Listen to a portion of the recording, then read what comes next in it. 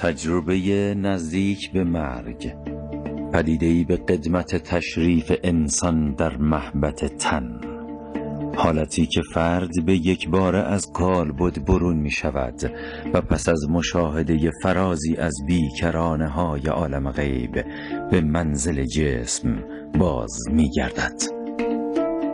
برای شنیدن از تجربه گران نزدیک به مرگ سفرها باید بر این گوی خاکی تا باز بشنویم از ورای قفس‌های نفس و باز به یاد آریم که از کجاییم، در کجاییم و به کجا.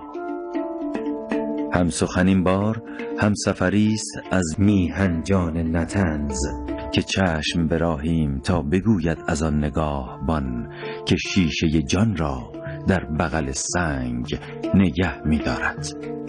همو که پنجره های شب زده خانه هامان روشن است به پژداب نور مهربانیش.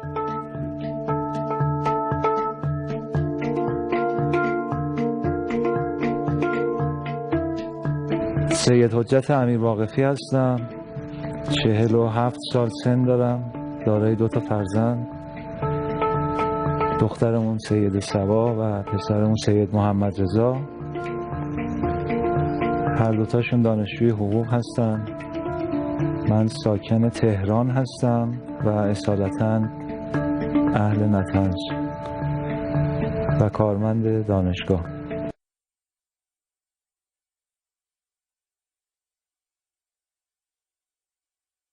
معمولاً با نماز صبح و یک مقدار حالا کارهایی که بعد از نماز صبح هست و تعقیباتی که هست و دیگه آماده شدن برای رفتن به محل کار. و محل کار من دانشگاه. ما سعادت اینو داریم که 2 شهید گمنام داخل دانشگاه داریم. به محض ورود تلاشمون این هست که یه عرض ادبی خدمت این شهدا بکنیم و بعد صبحمون رو برای کار شروع کنیم. من داخل اتاقم یه مقدار گل و گیاه دارم که اینا دوستای منن. صبح وقتی میرسم اول با این گل و گیاه ها یه مقدار حال احوال میکنم و کارامو شروع میکنم. جناب آقای سید حجت امیر واقفی، چه اتفاقی افتاد؟ ماه رمضان سال 1395 استان حلب شهر خلسه ما اعزام شدیم به منطقه و شاید دوستانی که تو سوریه بودن اطلاع دارن که ماه رمضان سال 95 یکی از عظیمترین حمله هایی بود که داعش و جبهة النصره متحد شده بودن با هم که گسترده ترین عملیاتشون رو انجام بدن. حالا شاید ما دیده باشیم یا شنیده باشیم که یه جلیقه انتحاری یا یه خودروی انتحاری، ولی اون شب نفربرای انتحاری می اومد، نفربر TNT می اومد که هر انفجارش شاید تا 2 کیلومتر رو خراب میکرد. هیچی باقی نمیموند، هیچ دیواری دیگه نمیموند وقتی منفجر میشد. خب برای من یه شب خیلی خاص بود، برای شهید مهدی زاکر حسینی یه شب خاص بود. ما حالمون حال دیگه ای بود. کیفیت آشنایی بنده با برادر عزیزم آقای سید حجت امیر واقفی در حقیقت برمیگرده به دهه 70. قبل از اینکه با ایشون آشنا بشم با برادر عزیزشون و برادر بزرگتر از ایشون در زمان صدام به اسارت در میان و حدوداً 3.5 سال ایشون اسیر بودن و ما به دنبال این ارتباط کاری با آقا حجت هم آشنا شدیم و آقا سید حجت هم بعد به ما پیوستن در تفحص شهدا. مسئله برنامه زندگی پس از زندگی و به عنوان یه تجربه گر که ایشون حادثه مهمی رو تجربه کردن برمیگرده به جریان بازگشت 8 تن از شهدای خانتومان و منطقه خلسه که خانواده این عزیزان برای وداع آمده بودند به ستاد معراج شهدا، محل کار بنده. در اونجا من متوجه شدم که ایشون، یعنی بعداً ایشون تشریف آوردن داخل اتاق. البته همون زمان من با یکی از خانواده‌های شهدای حادثه خانتومان، خانواده شهید ذاکر حسینی که از دوستان آقا سید حجت بوده و بعد از مجروحیت ایشون شهید شدند و پیکرش چند سال اونجا مانده بود، ایشون تشریف آورده بودن که این خانواده شهید رو ببینن. خانواده شهید رو من آورده بودم داخل اتاق و احساس کردم که مقدار باید براشون صحبت کنم و هم تسلایی باشه و همین که خب به هر حال شرایط خاصی بود. من از قبلم این خانواده رو کم و بیش ارتباط داشتم با پدر بزرگوارشون، تلفنی گاهن موضوعات رو پیگیری می‌کردن. یه دفعه دیدم که ایشون هم تشریف آوردن داخل. خانواده شهید خواستن منو معرفی کنن که من گفتم نه، ما با هم رفیق هستیم، میشناسیم هم دیگر رو. ایشون هم محبت فرمودن و اظهار محبت کردن و بعد از این دیگه ما دیدیم که اشاره شد به این که بعد از اینکه ایشون از سوریه منتقل شدن به بیمارستان برای درمان، در خلال درمان و دوران نقاهتشون در بیمارستان موفق شدن که با ایشون یک عیادتی داشته باشم. در خلال صحبت که داشتن صحبت میکردن مسئله رفتن به کما و این تجربه رو مطرح کردم. من حساس شدم و با توجه به اینکه خب از علاقه‌مندان به این برنامه هستم، تا ایشون گفت خب منم به قول معروف ایشون رو شکار کردم و خواهش کردم و بعد با توجه به سوابق ارتباطی که از قبل با موضوع داشتم در یک موضوع دیگر مشابه ایشون، به اصطلاح تجربه یکی از تجربه گرهای دیگه، خدمت ایشون زنگ دادم. ایشون هم محبت کردن و خب نخستین ارتباط برقرار شد. ایشون اول استنکاف میکردن به این که یعنی نمیپذیرفتن که بیان تو این برنامه. این ملاحظات رو فکر میکنم اغلب تجربه گرها دارن به دلایلی که خب حالا برای خودشون محفوظه. یه مقدار مسائلش دلیه که مربوط به خودشونه، به قول معروف بحث حاله، بحث قال نیست. بخشی از اینا هم نه، ملاحظات اجتماعی هست و البته من در مورد ایشون یه خصوصیت هم بگم، ایشون به شدت کتوم هست، کم حرف میزنه، به ندرت اگر چیزی باشه بیان بکنه، گلایه بکنه و سعی میکنه در درون داشته باشه، مطالب رو بروز نمیده. چند مرحله خب ما دیگه درگیری هامون رسیده بود به درگیری های تن به تن، شاید به فاصله های خیلی کم 20 متر 15 متر، که دیگه کار به جایی رسیده بود که با نارنجک گاهن باید کار انجام میدادیم و انجام میدادیم. توی این رفت آمده‌ای که میکردیم من یه حس خیلی بدی از قدیم به سگ داشتم. کنار یه دیوار 1 متری اون شب مهتابی هم بود و شاید یه سایه 30 سانتی از یه دیوار 1 متری داشتیم. ما از کنار این دیوار میرفتم برای از کار انداختن توپ 23 داعش و 14.5 داعش، اینا هی مستقر میکردن، بچهای ما رو میزدن. دیوار به ارتفاع 30 سانت، دیوار 1 متری بود که سایه 30 سانتی مهتاب یه سایه انداخته بود کنار این دیوار. ما از کنار این دیوار سینه‌خیز میرفتیم برای رسیدن به اون جایی که ماشین محمول داعش اونجا بود. من 4 مرحله این کار رو تکرار کردم که تو مرحله اول و دوم حتی بچه‌هایی که خودی بودن و پشت سر من بودن موقع برگشت منو میزدن، نمیدونستن که من از این مسیر رفتم.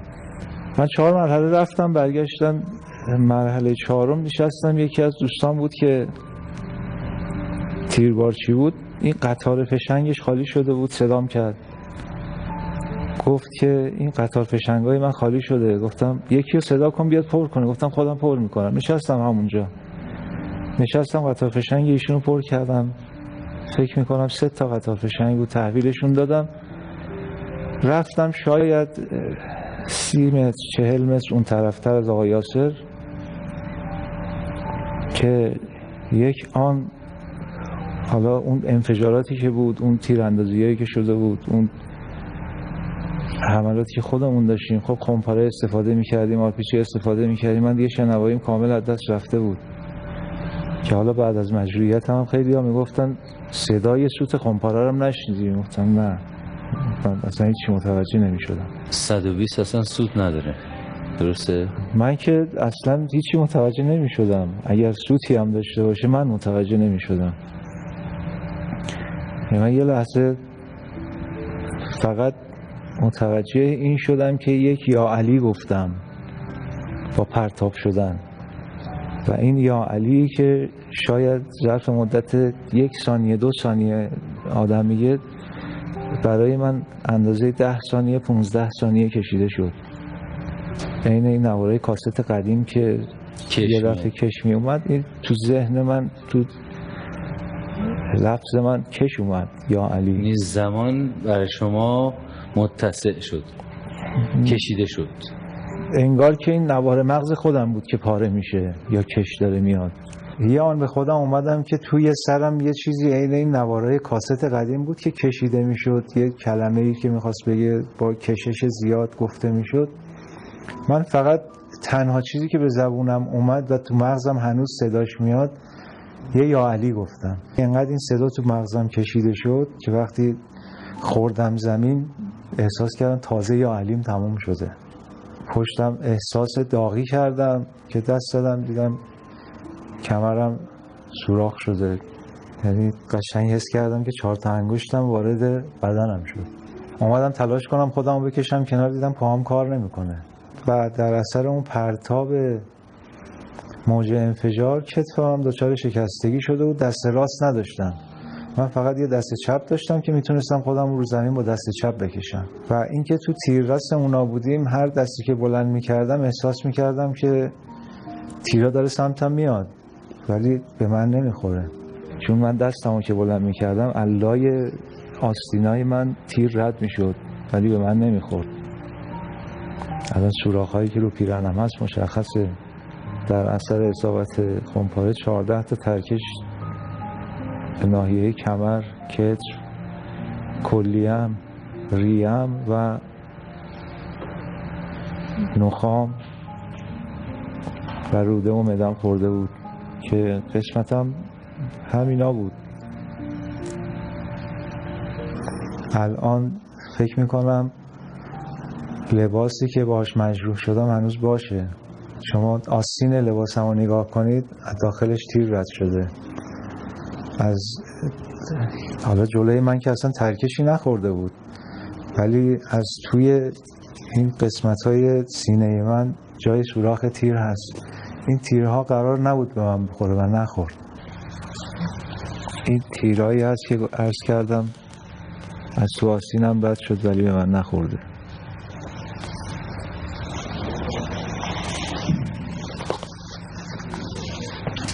این ترکشی هست که توی ریم خورده بود.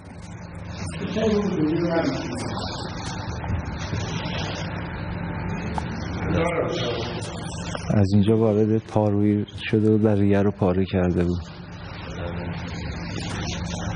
و این پایین هم که دیگه اون ترکش بزرگی بود که کامل کنار نخاع خورده بود. این همون تیم پزشکی پاره کردن دیگه، درسته؟ بله.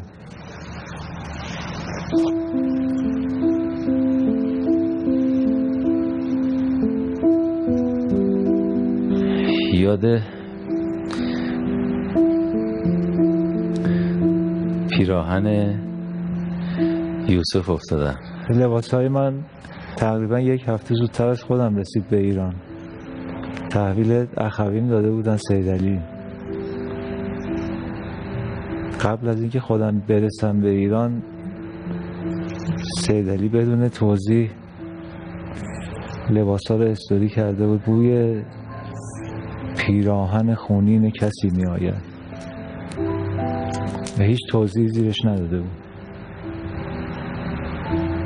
بوی پیراهن خونین کسی می آید. نفسی تازه کنیم در آسمان زیبای نطنز زیبا و برگردیم.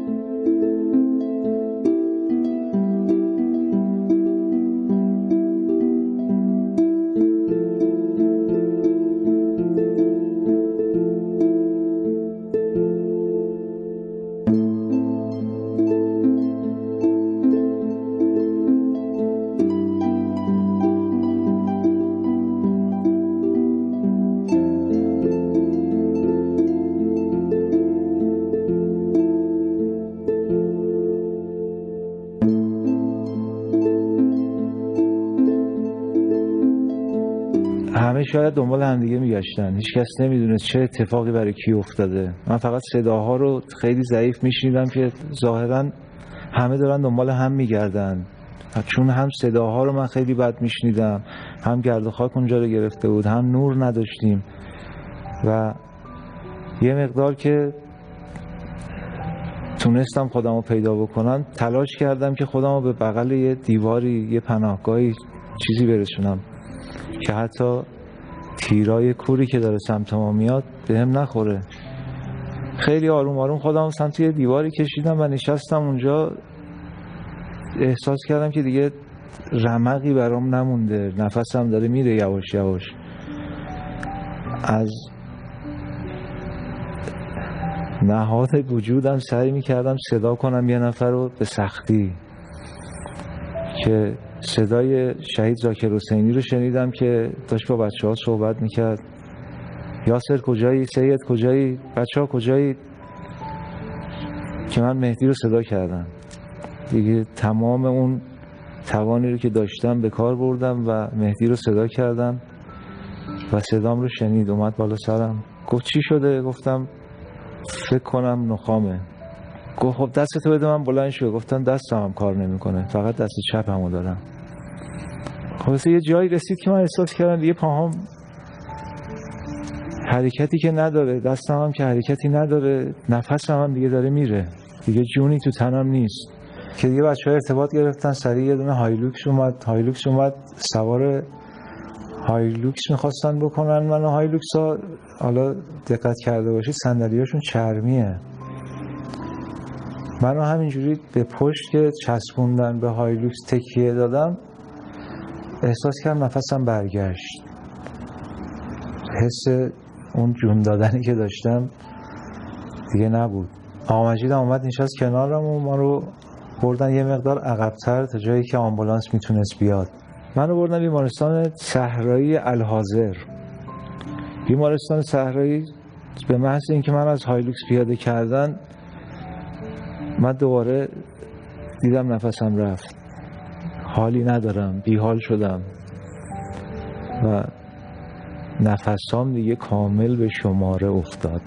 به محض اینکه منو پیاده کردن، دکترای ایرانی خودمون اونجا بودن، اومدن. یکی از پرستارا یا دکترا متوجه شد که این استخوان پارویی داخل کتفم سوراخ شده و ریه رو پاره کرده و نفس من به خاطر اون کم میاره، حالا یاد داره بند میاد.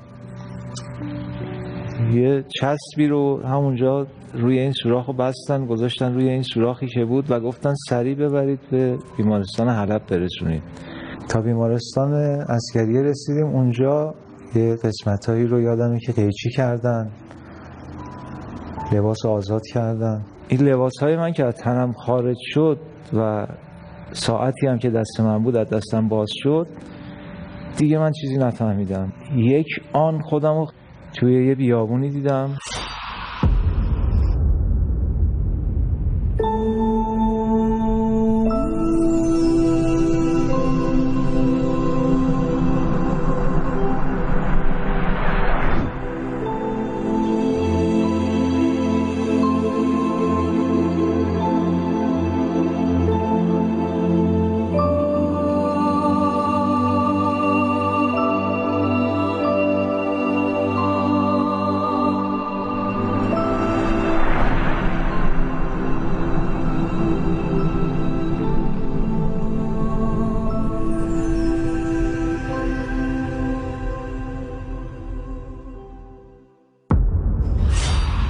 و دوست داشتم که اطرافمو نگاه بکنم. اومدم اطرافمو نگاه بکنم، متوجه چند نفری شدم که از بالا دارن میان. و بالا یعنی کجا؟ بین زمین و آسمون بالای سر ما تعدادی اومدن. تعدادی حرکتشون هم انسان بودن، ولی حرکتشون هم به صورت افقی بود، اینجوری نمی اومدن، به حالت افقی اومدن بالای سر ما و به ما گفتن که ما چند نفر روی زمین بودیم که هممون حیرت زده بودیم که اینجا کجاست، چی کار میخوایم بکنیم، قراره چی بشه. بالای سر ما که رسیدن با هم مکالمه داشتیم، صحبت کردن که دستتون رو بدید به ما بریم. اونا به شما گفتن؟ بله، از بالا گفتن دستتون رو بدید به ما، از اینجا باید بریم. به محض اینکه من این صداها رو شنیدم و این انسان‌ها رو دیدم، انگار یه حس اعتمادی، یه حس دوست داشتنی، یه حس کاملا مورد اطمینانی به من میگه برو برو. من سریع دستم رو دراز کردم و دست منو گرفتم. اومدیم از زمین کنده بشیم، انگار که اینا توقف کردن، دست رو نگه داشتن ولی حرکت نمی کنن. گفتن لباساتون هم به دردتون نمیخوره، لباساتون هم درارید. من بدون معطلی دکمه باز نکردم، دکمه های لباسم هم کندم و همراه اینا رفتم، لباس رو انداختم زمین و میدیدم اطرافم. چرا دکمه باز نکردید و دکمه ها رو کندید؟ حس من این بود که سریع باید این کار انجام بشه، بدون وقت، بدون تعلل، شوق و علاقه و عجله. حالا نمیدونم اسمشو شوق بذارم، اطمینان بذارم، یا اینکه تردیدی نباید باشه توی این حرف، توی این کار.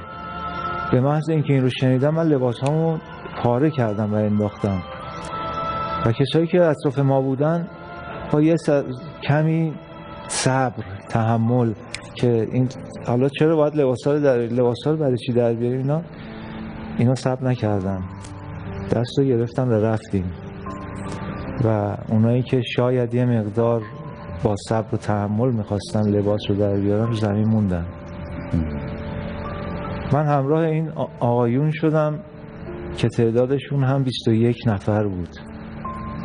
ما تو مسیر که میرفتیم انگار که من سالیان سال اینا رو میشناسم، ولی به غیر از شاید 3 نفر یا 4 نفرشون بقیه رو اصلا نمیشناختم، ولی حسم این بود که یه رفاقت دیرینه با اینا دارم، یه دوستی خیلی قدیمی با اینا دارم.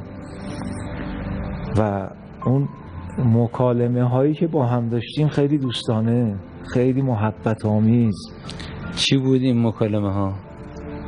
که نگران چیزی نباش، جایی که میریم جایی بدی نیست، ما قرار جای خوبی بریم، وعده خوبی داریم و جایگاه خوبی برامون در نظر گرفتن. و شما اینا رو میشنیدین چه حس و حالی؟ هی بیشتر ذوق میکردم، هرچی که میشنیدم بیشتر انگار که من هیجان داره بهم دست میده. تردیدی؟ دوستی چی؟ اصلا مطلقاً باور. از لحظه اولی که من اینا رو دیدم انگار که من اصلا متعلق به اینام، این جماعت متعلق به منه، اینا اومدن که منو برسونن به این جایی که باید برم، به اون جایی که متعلق بهش هستم و هیچ ترس و تردیدی نداشتم. این افراد رو و حس و حالتون رو نسبت به گفته هاشون مقایسه بفرمایید با افراد زمینی. اصلا قابل مقایسه نیست. چرا؟ از چه جنبه‌ای؟ ما تو چشم آدما نگاه میکنیم میفهمیم صادق هستن یا نیستن. تو حرف زدن آدما دقت میکنیم میفهمیم که پشتش چه انگیزه‌ای خوابیده. خب نتیجه؟ به مرور زمان کنارشون که هستیم متوجه میشیم که اون ظاهر اولیه با اون چیزی که کنارشون هستی یکی نیست. ولی من تو تمام این مسیر با اینا یکی دیدم، یک رنگی دیدم، دوستی و محبت و صداقت دیدم. هیچ چیزی تو اینا نبود که سر سوزنی بخوام تردید بکنم که شاید اینا مثلا جای خوبی نخوان ببرن، جای خوبی نخوایم بریم، یا حرفشون شاید مثلا با عملشون اصلا اینجوری نبود. مشخصه اینها صداقت، دوستی، یکرنگی و محبت بود. محبتش خیلی پررنگ‌تر بود و محبت از همه بیشتر، خیلی پررنگ‌تر بود و حسم قشنگ به هم میگفت که تو آغوش خوب کسایی هستی. حالا اینکه ما توی این مسیر چه زمانی گذشت، نه زمان نه مکان، هیچ حسی از زمان و مکان و شب و روز نداشتم، ولی احساس میکردم که مدت طولانیه، شاید چند شبانه روز من همراه اینا. حالا خنده هایی که دارن، خنده هایی که داریم، لذتی که کنار هم بودن داره به من دست میده. من یه لحظه تو ذهنم اومد که خانوادم، مادرم خبر داره من کجام. من همین داشت تو ذهنم میچرخید، خودم رو روبروی مادرم دیدم. ایشون سر نماز بود، من روبروشون، و صبر کردم نمازشون تموم شد. سلام نماز هم دادن ایشون. بعد از سلامشون یه سجده‌ای بعد از نماز رفتن و بلند شدن اومدن بالا. من حالا حسم اینه که دارن منو میبینن، فکر میکردم منو دارن میبینن. سلام کردم دیدم جوابی نشنیدم، مادر همینجوری دارن بلند میشن. صدا کردم، گفتم مامان منم، خوبی؟ الله اکبر.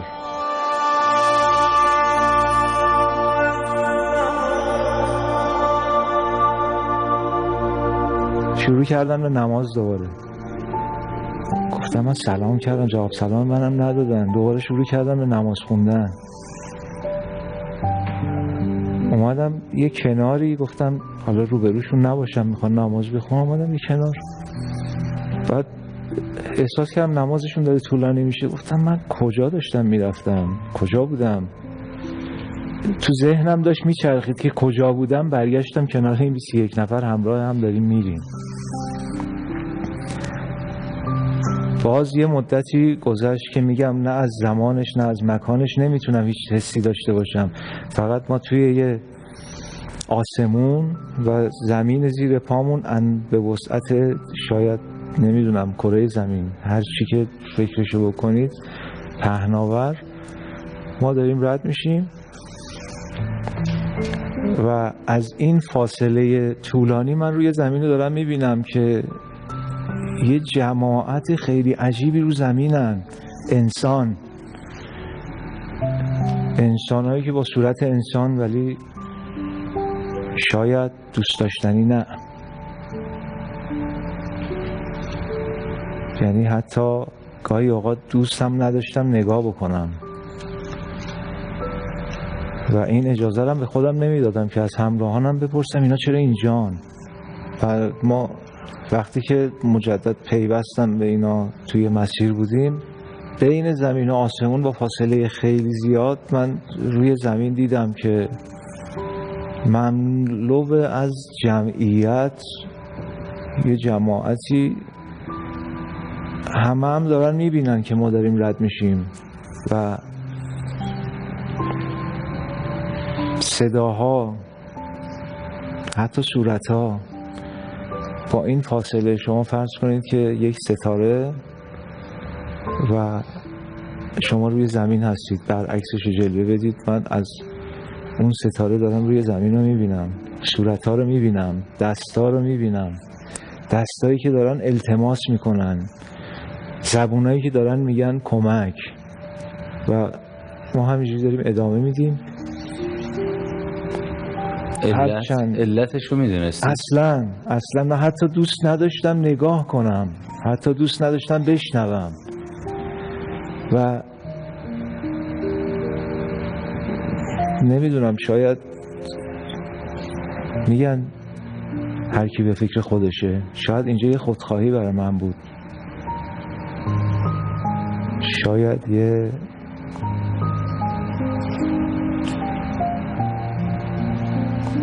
نفسم میتونه باشه دیگه، نمیدونم. یه حسی به من میگفت اصلا نبین، اصلا نشنو، ولی هم میدیدم هم میشنیدم. و هر دو عذاب بود برای شما؟ خیلی آزاردهنده بود برام. و این حسی که اینا چرا موندن، این تا آخرین لحظه هایی که من داشتم این مسیر رو میرفتم برای من سوال بود که اینا چرا موندن اینجا، چه خبره. باز نمیدونم چه زمانی گذشت، چند ساعت شد، چند روز شد، چند دقیقه، نمیدونم، ولی تو ذهن من چرخید که برادرم میدونه من کجا دارم میرم. تو ذهنم سید داوود اومد. چرا یاد ایشون افتادین؟ خب سید داوود، من تو خونم همینجوری خطابشون میکنم و من تو خونم بهشون میگم سید داوود. ما 3 برادر هستیم، سید داوود، سید علی و خودم، که ما گذشته از برادری 3 رفیقیم با هم.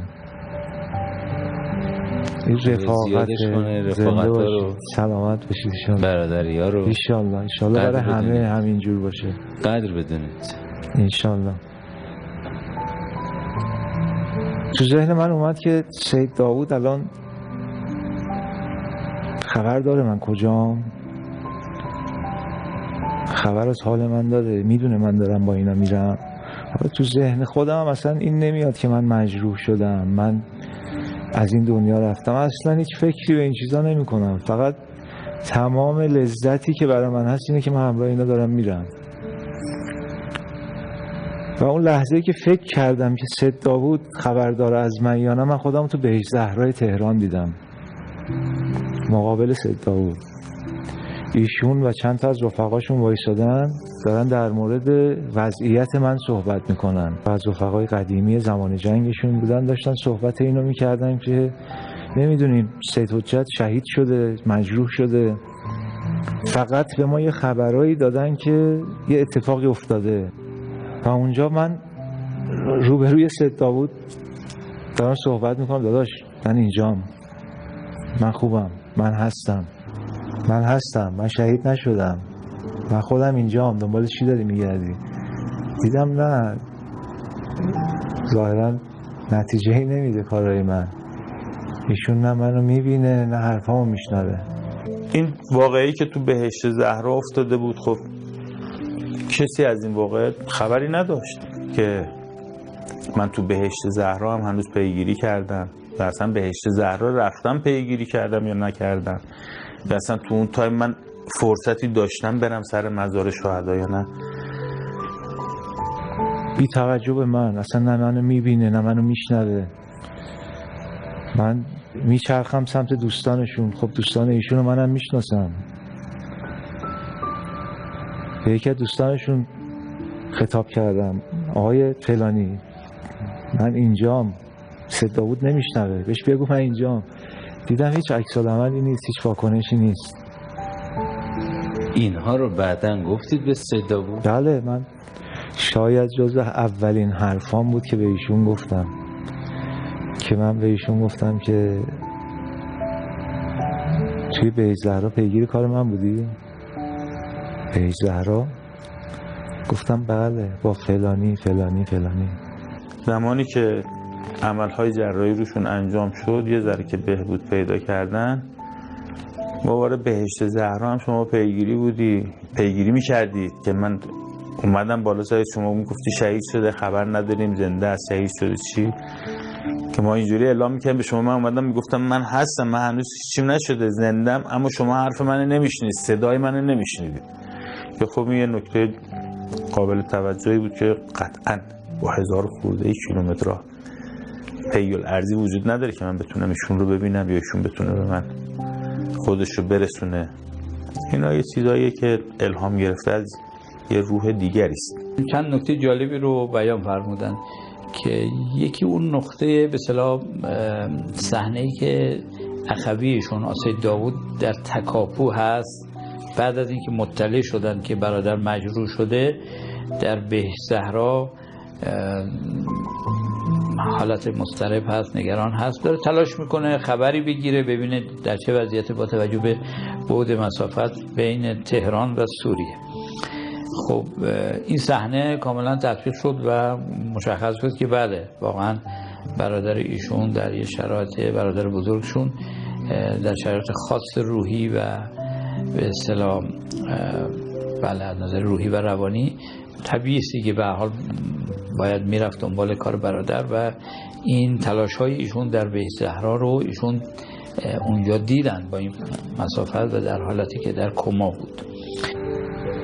آره چطور مگه؟ که من شروع کردم اول داستان این 21 نفر رو تعریف کردم، نگفتم بهشت زهرا چی دیدم، چی شد، چه اتفاقی افتاد. گفتم داداش من همچین چیزی دیدم، فلانی میشناسی؟ اولش که خب خیلی عادی، آره. گفتم فلانی هم میشناسی؟ گفت آره. یکی یکی اسم آوردم، حالا اون زمان کامل اسما تو ذهنم مونده بود، یکی یکی اسم آوردم من و اسمایی که میگفتم خب من که شناختی نداشتم ولی ایشون کاملا میشناخت و هی بیشتر دیدم داره جذب میشه، مجذوب این اسما شده. خب دیگه کی بود؟ همین دیگه کی بود من 4 تا 5 تا اسم گفتم، دیدم ایشون اشکاش جاری شد. دیگه کی بود؟ اسامی رو من یکی یکی گفتم، ایشون گفتش که همشون رو میشناسم، رفیقا من. اسامی رو میگفتن، من یک به یک جلوم سبز میشدن این شهدا. برام جالب توجه بود که شما از کجا اینا رو دیدی؟ چی بوده که شما اینا رو دیدی؟ چی شده که این اتفاق افتاده؟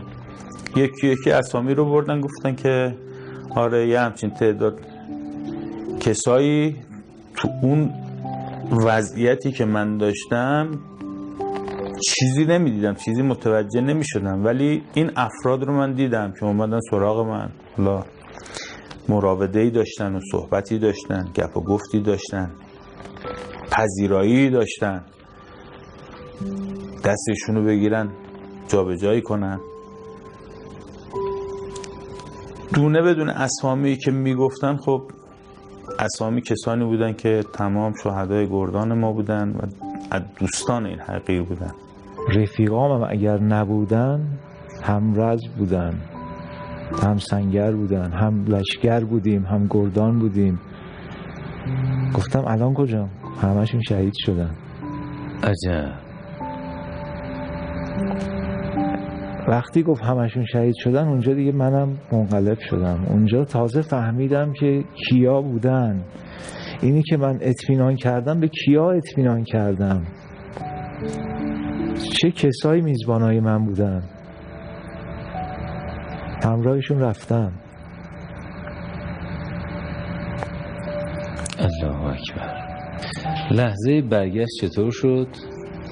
و حالا تو ادامه مسیر من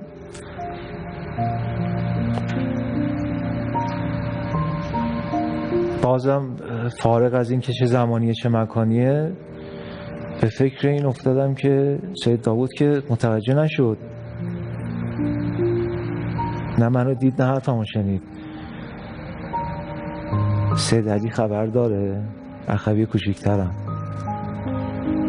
که همین که گفتم سید علی خبر داره، من خودمو تو ماشین ایشون توی یکی از بزرگراه‌های تهران به همراه 2 تا رفیقای ایشون دیدم که حال و اوضاع خوبی هم ندارن. انگار یه اتفاقی براشون افتاده و این اتفاق زیاد براشون خوشایند نبوده و منم ناراحتی اینا رو که دیدم انگار که به خودم اجازه ندم بپرسم چی شده، چی نگفتم. فقط مکالماتشون رو میشینم که حالا تو ناراحتی کامل دارن میگن که ماشینشون آسیب دیده بود، این ماشین آسیب دیده بود، تو مسیر دارن با هم. حالا نمیدونم تصادف کرده بودن چی بود، من میگم چون دوست نداشتم اون لحظه ازشون بپرسم و متوجه نشدم که ماشین چه آسیبی دیده، ولی تو مکالماتشون متوجه شدم که میگفتن بریم ماشین رو بذاریم خونه، موتور رو برداریم بریم. رفتنشون هم کجا بود؟ میخواستن برن پیگیر این بشن که من وضعیتم چیه، چه اتفاقی برام افتاده. و رفتن خونه. خب خونهشون منزل سید علی مبل هست و فرش هست، اینا خودشون و رفقاشون رو مبل نشستن روی زمین. نشستن روی زمین و شروع کردن صحبت کردن که هنوز خبر نداریم سداجت چه اتفاقی براش افتاده، بریم پیگیری کنیم ببینیم چیکار میشه کرد، از کجا میشه خبر گرفت. من وسطشون رفتم نشستم، وسط 3 نفری که داخل خونه و رو زمین بودن رفتم نشستم، گفتم دنبال کی میگردید؟ دنبال چی میگردید؟ من خوبم، من هستم، من چیزیم نیست. بازم دیدم نمیشنون، نمیبینن.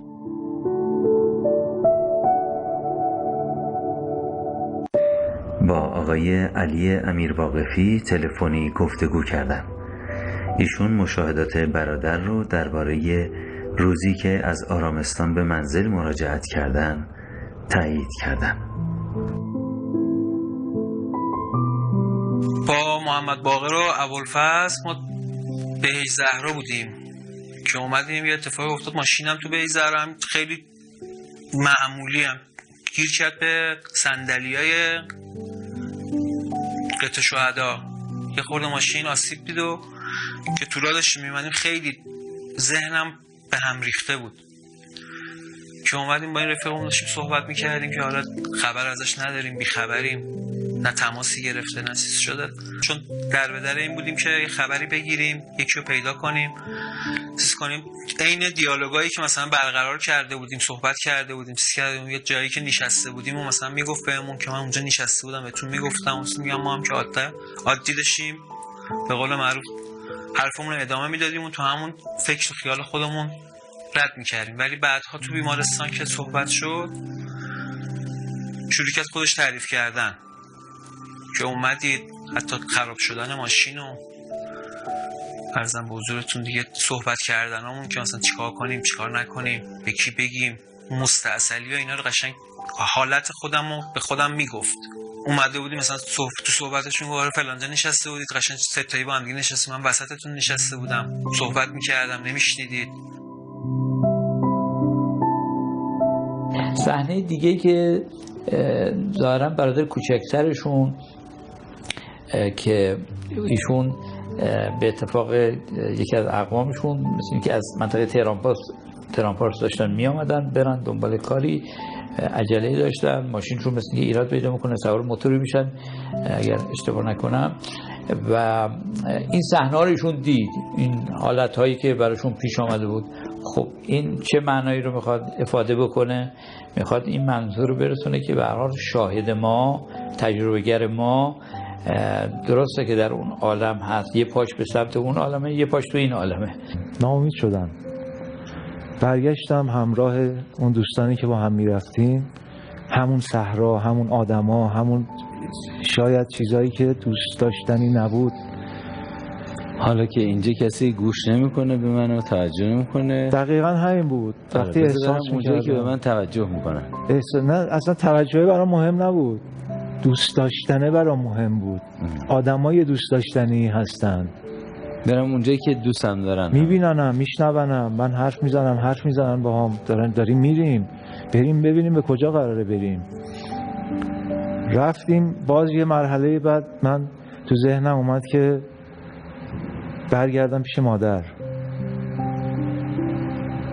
ببینم مادر متوجه شده من کجا دارم میرم یا نه. به ذهنم که چرخید، من خودم رو کنار مادرم دیدم برای بار دوم.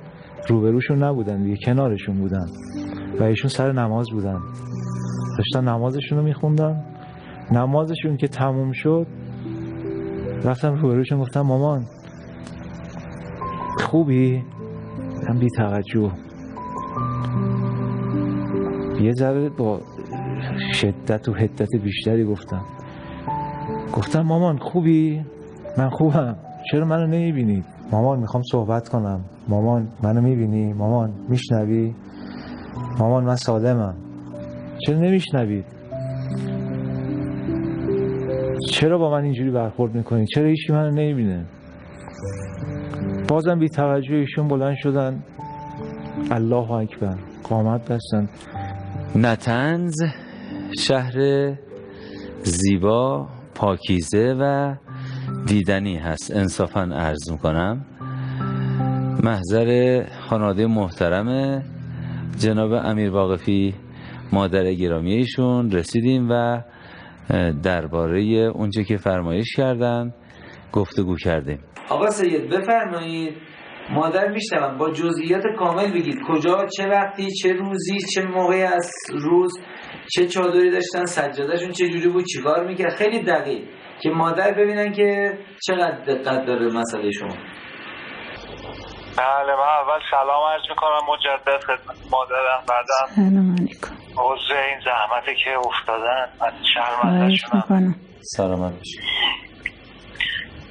من 3 بار مراجعه کردم به مادر برای اینکه بهشون اطلاع بدم که من زنده هستم، من شهید نشدم. به خاطر اینکه قبلش توضیح دادم، من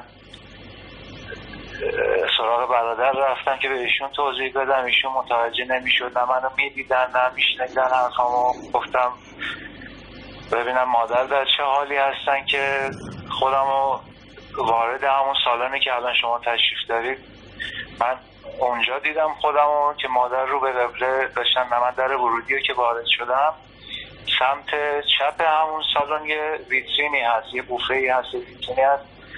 جلوی اون بوفه و ویترین مادر داشتن نماز میخوندن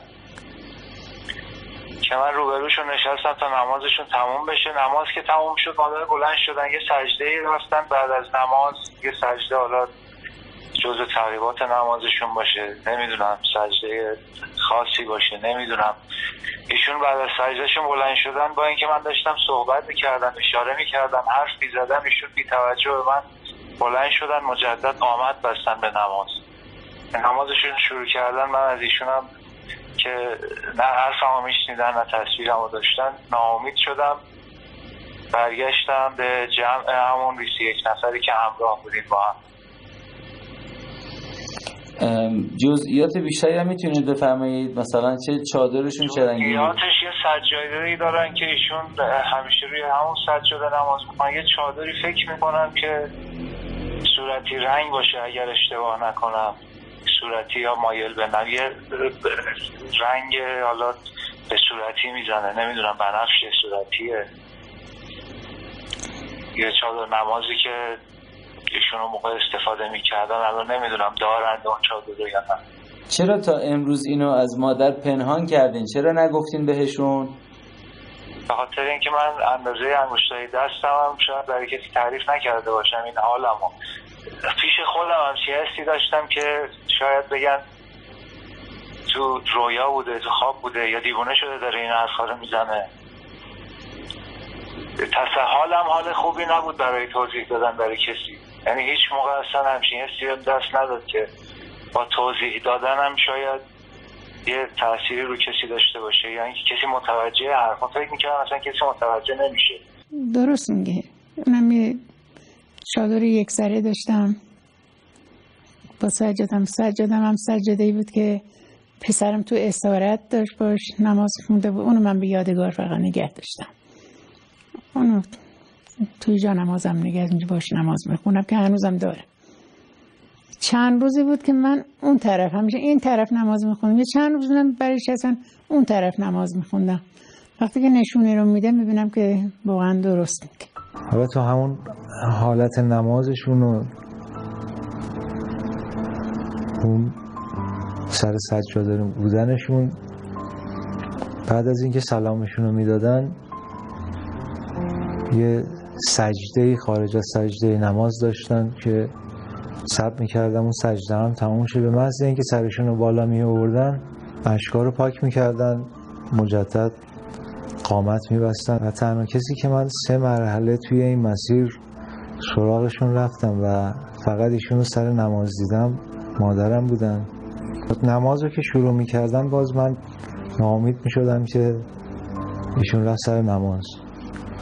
مرحله بعدی باز اشاره‌ای داشتن ایشون از وضعیتی که مادر داشته و اون اراده‌ای که میکردن برای حضور در کنار مادر یا هر جای دیگه‌ای که دوست داشتن.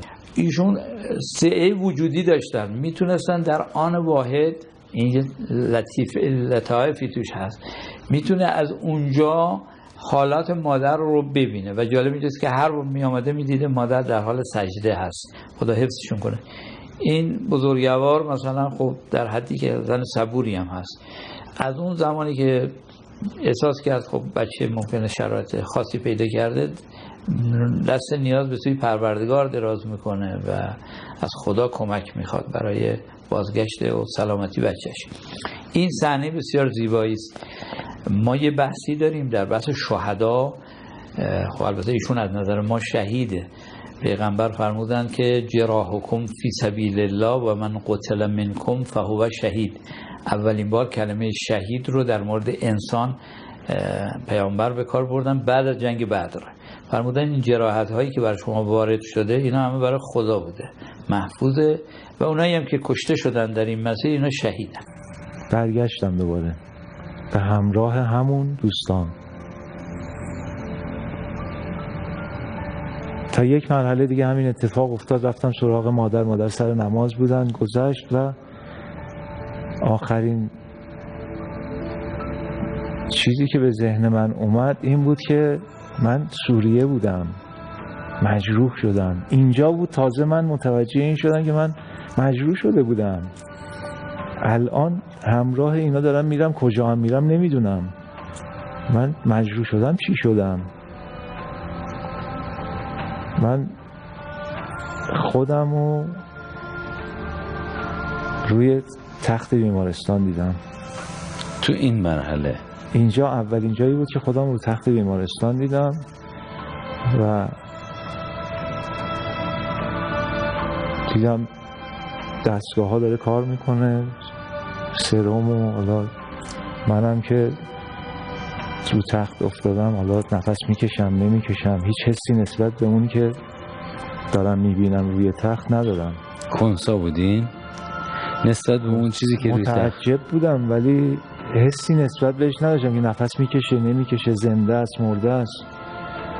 تعجبم از این بود که من چرا اونجا خوابیدم. و یه پرستاری اومد یه کیسه خونی وصل کرد اونجا. این کیسه خون رو که وصل کرد، از شلنگ پایین کیسه خون وارد بدن من نمیشد، از پایین کیسه تمام خون روی زمین میریخت.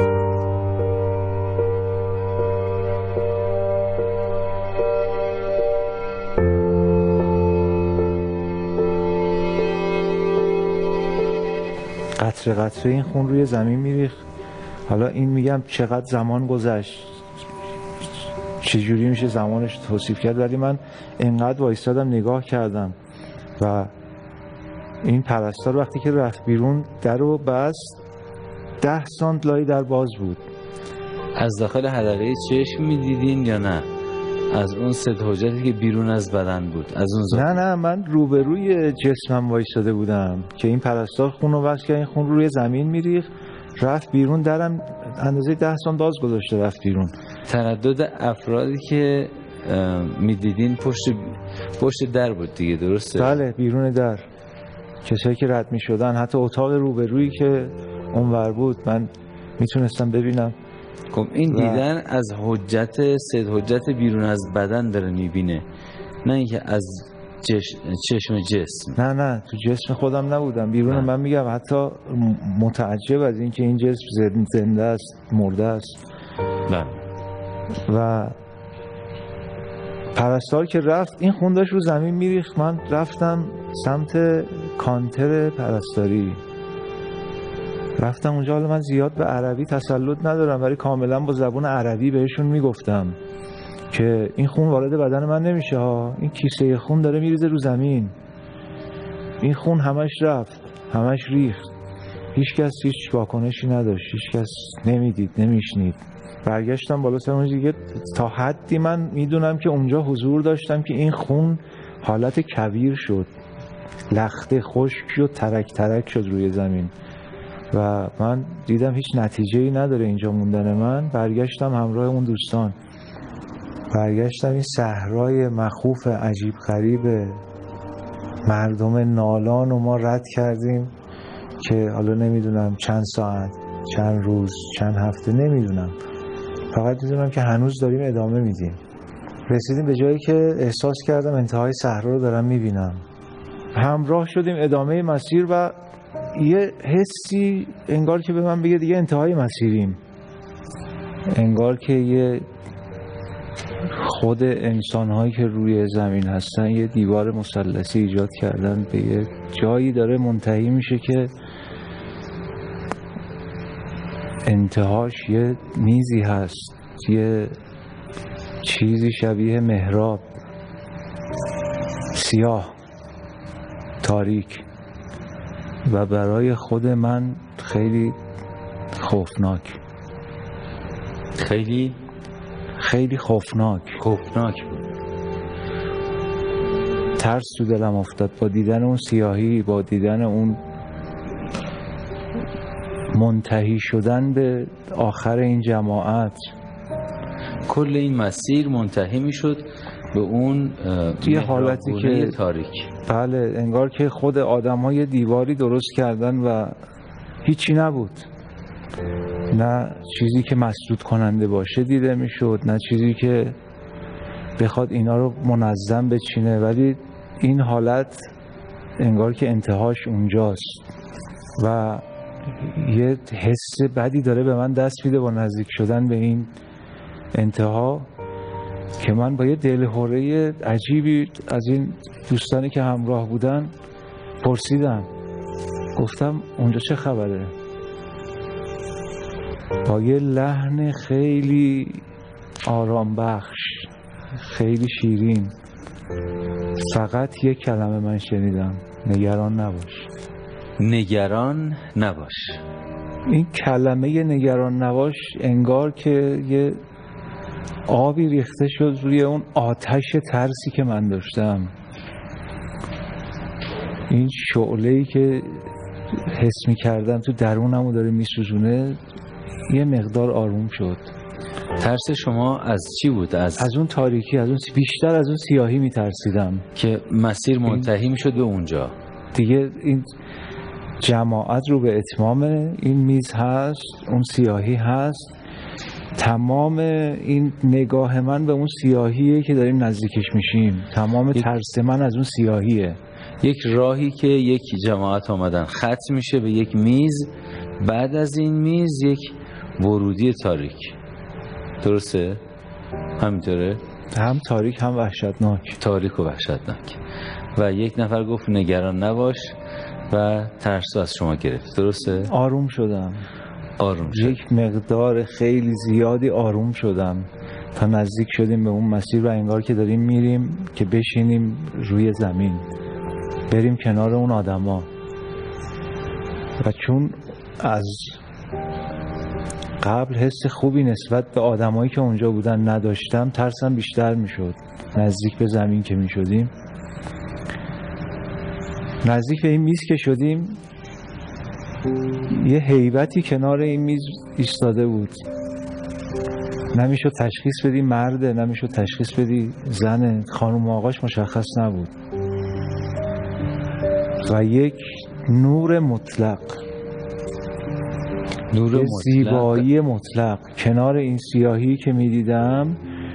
یه جسمی، یه هیبتی میدیدم که نورانی کنار این میز ایستاده و ما نزدیک به پشت این میز، حالتی که میخوایم بشینیم روی زمین ولی هنوز بین زمین و هواییم، هنوز نشستیم رو زمین. نزدیک به این میز که شدیم، این هیبت با ابهت و زیبا و دوست داشتنی با اشاره دست اشاره کرد که ما رد شیم. یعنی لازم نیست جلوی این میز بایستیم؟ نه اصلا ما ایستادنی نداشتیم اونجا. احساس میکردید که این میز چه کار کردی داره؟ چه نقشی داشت؟ احساس هم نبود دیگه. من به این یقین رسیدم که اینجا دیگه همون جای حساب کتابیه که میگن. باید پای این میز میستادید و حساب و کتاب باید حساب کتاب پس میدادیم. ما نزدیک به این دریچه سیاه مخوف ترسناک که شدیم، با اشاره دست از این میز رد شدیم، نزدیک به اون دریچه سیاه شدیم. دریچه‌ای که قبل نزدیک شدن بهش، قبل وارد شدن بهش، تمام وجود من ترس بود. ولی اول این ترس کامل و این دست از من گرفت، بعد وارد شدیم. به محض اینکه وارد این دریچه شدیم، انگار که یک آن پروژکتور تو چشای من روشن بشه.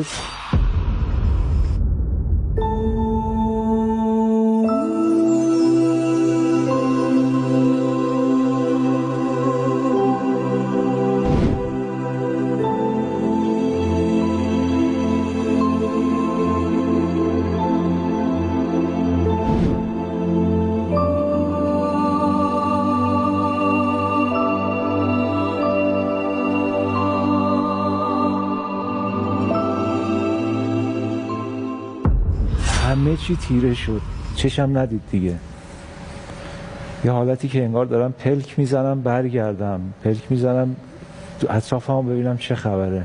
و یه مقدار زمان که گذشت، آروم آروم احساس کردم دارم میبینم تمام اون زیبایی‌هایی که قبلش گفتم خدمتتون.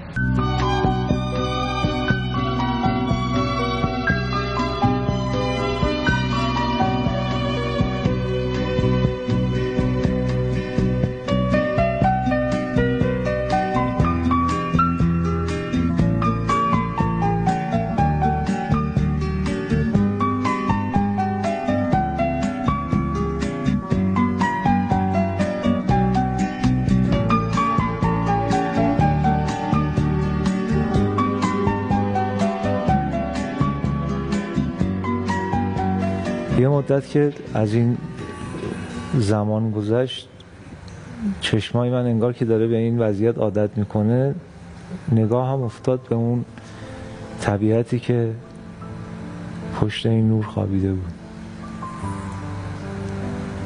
یعنی غیر قابل تفسیره، غیر قابل تحلیله، غیر قابل نقش و نگاره، اصلا نمیشه، هیچ جوری نمیشه توضیحش داد که چی بود، چی هست. هم صداهای زیبا، هم نقشهای زیبا، هم رودی که جاری بود، هم کوه میدیدی، هم جنگل میدیدی، هم پرندگان متفاوت مختلف. فقط زیبایی، فقط زیبایی مطلق که یک آن انگار به من یه شوکی وارد شد. من خودمو روبروی تخت جسمم دیدم. پایین پا فقط؟ بله سرم اون سمت بود، من خودم اینجا از این حالت از این زاویه داشتم میدیدم دور تختم دکتر و پرستار و کسایی که من اونجا احساسم این شد که دارم میمیرم. جسمم رو دارم از این ور نگاه میکنم، حسم اینه که من دارم میمیرم. اینا چرا ریختن دور تخت من؟ از اون منظر زیبا چجوری اومدید اینجا؟ انگار که یه دفعه پرتم کردن، انگار یه دفعه یه چیزی نمیدونم، یه حالتی که انگار همه چی استاپ شد. از اونجا کنده شدم توی این مسیری رو طی کردید؟ مسیر رو طی کردید یا اینکه نه از یک جا به هیچ مسیری نبود. انگار که یه دفعه از اینجا کنده شدم، جلوی تختم کوبیده شدم رو زمین. این تصویرم، این ارتباطم قطع شد و جایی جسمم داشت پلک میزد که من سقف بیمارستان رو دیدم. چشممو که باز کردم، آقای موزون، شاید باورتون نشه، تنها چیزی که تو ذهن من مرور شد این بود که ای کاش بر نمیگشتم. ای کاش بر نمیگشتم.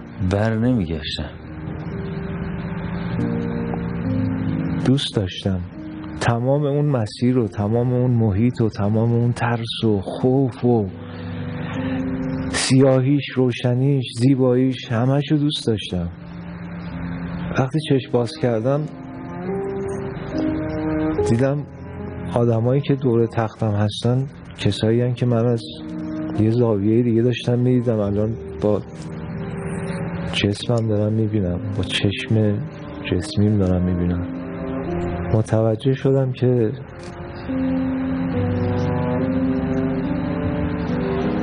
شاید بیرون شدم از اونجا.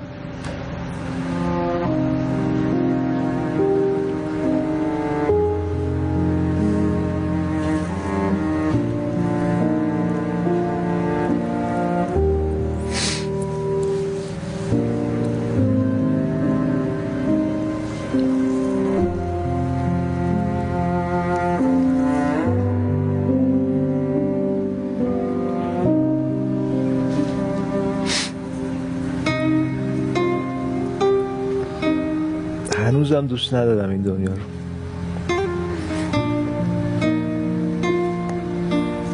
دلتنگی مدام شده؟ 7 سال گذشته ولی هنوز نمیتونم بپذیرم که من تو این دنیا.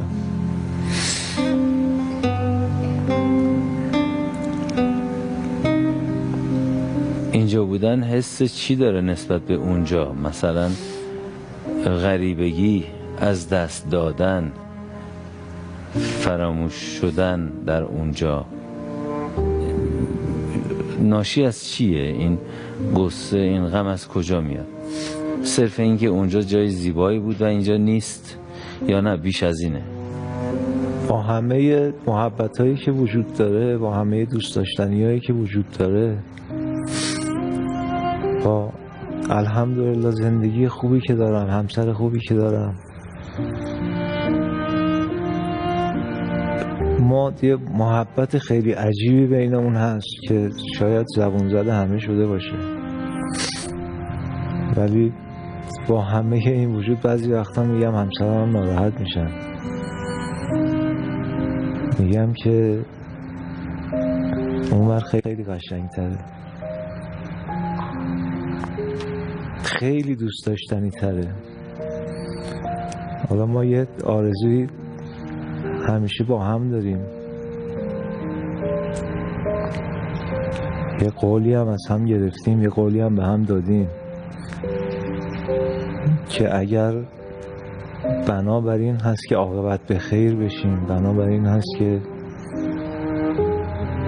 حالا ما عاقبت به خیری شهید شدن میدونیم. بعضی وقتا ایشون میگیم شهید چی، من چیکار کنم؟ میگم قرار نیست شهید بشم، ما انشالله شهید میشیم. انشالله اون جایی که دیدم، حس کردم، بودم،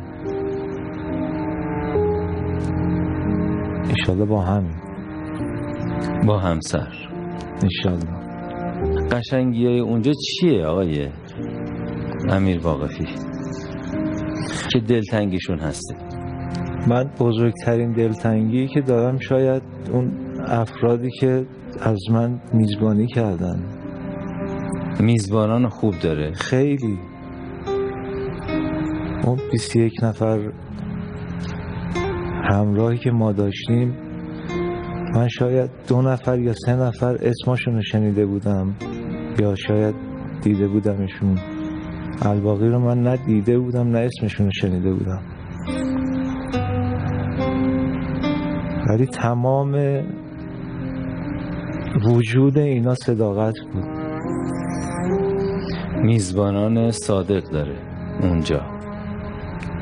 اصلا احساس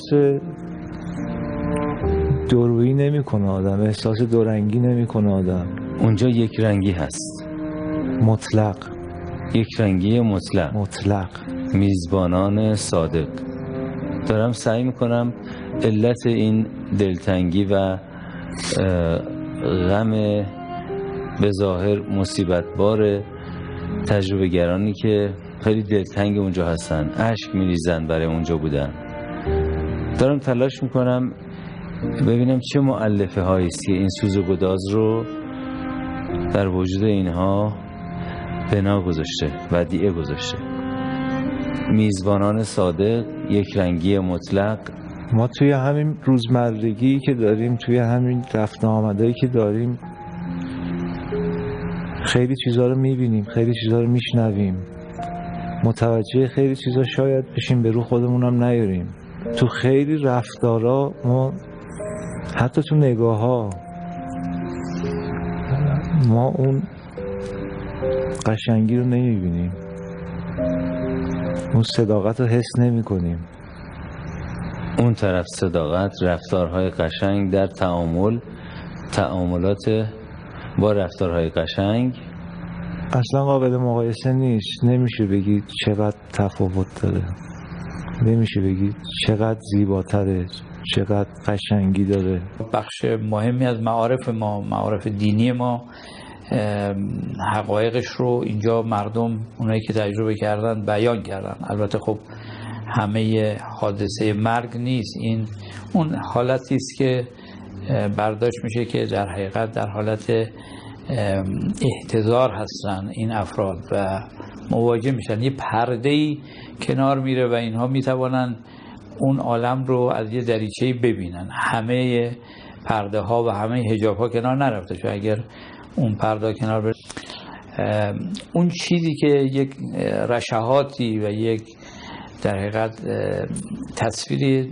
خیلی ابتدایی میشه گفت از اون عالم نشان داده میشه به این تجربه‌گر، خب یک مسئله ارزشمندی است. این در حالا شخصیت‌های دینی ما هم مسائلش هست. حالا در تاریخ هم ما داریم، در خود حضرت ادریس سلام الله علیه که ایشون حالا از خدای متعال خواسته بود که من مرگ رو ببینم، بچشم.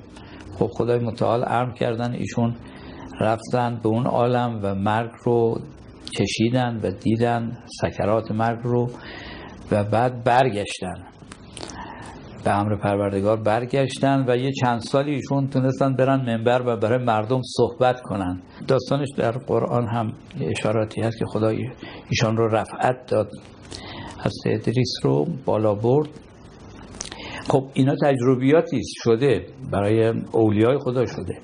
ما برای رسیدن به حقایق اون عالم از انبیا الان دستمون کوتاست، اولیا هم که ائمه معصومین رو نداریم، اما خدای متعال در حقیقت میخواد یه لطف مجددی به این بشر بکنه، یه تذکار دیگری باشد برای بشریت که در ورای این عالم یه عالم دیگه‌ای هست.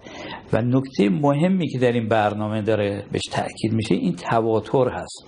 ببینید یه مطلبی که به صورت مکرر دارن مردم بیان میکنن و مشترکات، این مشترکات خیلی مهمه. اگه انسان دقت بکنه، اونایی که تعقیب میکنن برنامه رو عنایت دارن که بنده چی عرض میکنم، این مشترکات رو تقریبا همه دیدن. خب حالا اگر ما بگیم خدای نکرده اگه یه کسی غلوف کرده یا بی ارتباط مثلا همینطوری یه چیزی گفته، نه، این یک نفر دو نفر وقتی یه چیزی به تواتر میرسه این یقین آور میشه و این حرکت، این برنامه در حقیقت برای ازدیاد یقین هست و برای اینکه انسان فراموش نکنه که در ورای این عالم ما با یک عالم دیگری مواجه هستیم، حساب و کتاب هست، همه اینها حقه. از خدای متعال میخوام که شما استقامتتون بیشتر از این باشه، چرا هجمات به سوی شما زیاده و شما طبیعیه که کار خوب همیشه دشمن داره و البته سختی داره این کار، ولی همونطور که روایت میفرمه از ثواب بالمشقه، ثواب هم تو همین مشقات و افضل الاعمال احمدها، با فضیلت ترین کارها اون سخت ترینه. حالا در بین این همه برنامه‌ای که بعداً هست سرگرم کننده و بعداً غفلت ایجاد میکنه، این برنامه داره غفلت شکنی میکنه. مهم اینه.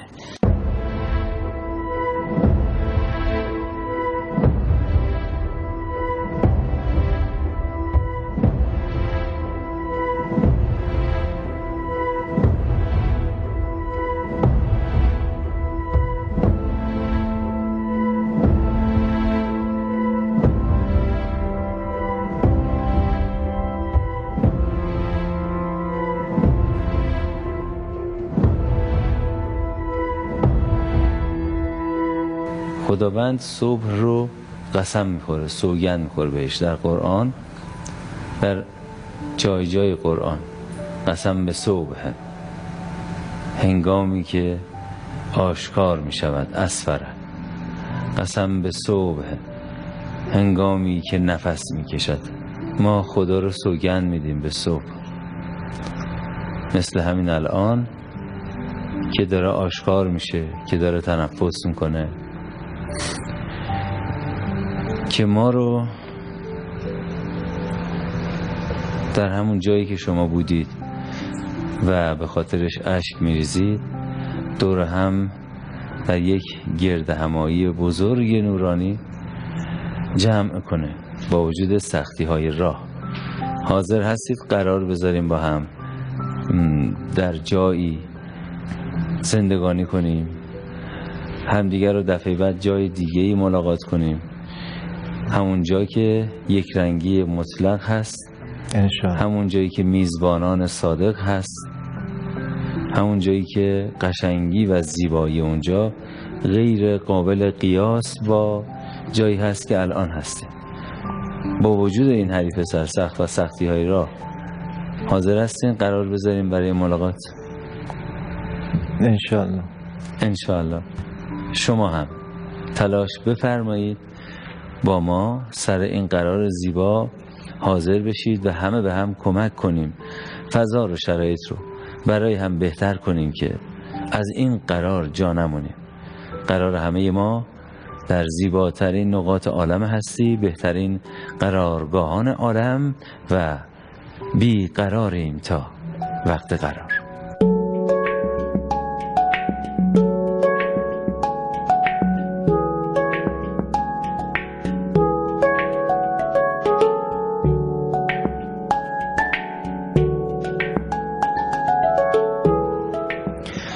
صائب عزیزم می‌فرماید شهید عشق هیهات است غیر از خون کفن پوشد، که دریا از کفی که از خود برآرد پیرهن پوشد. و در پایان سلام و نور مهربانی خداوند بر شما تابنده تر از همیشه. ملکا ذکر تو گویم که تو پاکی و خدایی، نروم جز به همان ره که تو راه نمایی. همه درگاه تو جویم، همه از فضل تو پویم.